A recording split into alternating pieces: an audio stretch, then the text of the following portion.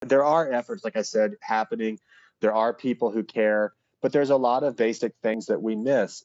For instance, across the state of Texas, um, Ford F-250 trucks are stolen. The reason they're stolen and brought to Mexico is because the cartels need the suspensions in the Ford F-250s because the engines are powerful enough and the suspensions can hold up with all the armor plating that the cartels are welding on, right? The steel sheets that the plates that the cartels are welding on. Those trucks are being stolen across Texas and brought to Mexico. We all know it. But yet it's not treated as that big of a deal by law enforcement agencies. It's not treated as that big of a deal by the State Department pressuring Mexico to do something and pull over the F-250s entering Mexico, make sure they're not stolen, make sure they're not switched VINs. And just simply by using available technologies that we have and look at, utilizing broken windows theory, if we were to track the network stealing those vehicles, track the networks in Mexico where those vehicles are going, which we could very easily do, we could really put a dent in the entire network in Mexico and in the US connected to these drug cartels.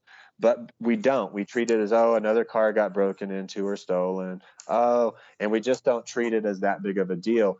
But just that alone would open the world up for us to understand the entire networks. If we used advanced cell phone technologies, we could go down the line.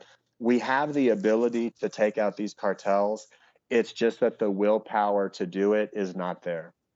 And that's why I think that designating at least those two groups that you mentioned along the Texas southern border could lead to a lot more capability being brought to bear on these organizations, not just from law enforcement, but also from U.S. military and special operations, because we've got to have permission from Congress to do that. And the president's tried to do what he can do. And I think we have him as president because of his willingness to secure the border, or try to anyway.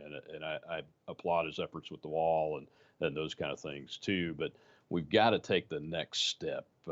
And you mentioned it. If we can bring the technology to bear and do common sense things and establish social network intelligence capabilities to track these F-250 thefts and deliveries and conversions down in Mexico, that's not a hard thing to do.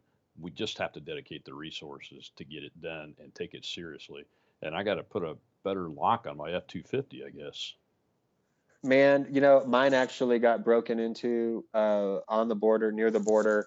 And I was surprised, but when I was there, the police said, hey, just so you know, the chances of your F-250 getting stolen are really high.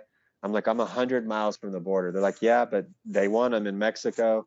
So if I were you, I'd take your fuses out, your ignition fuses, for the night. And I was like, oh my gosh. So that's what actually got me looking into that. And we use all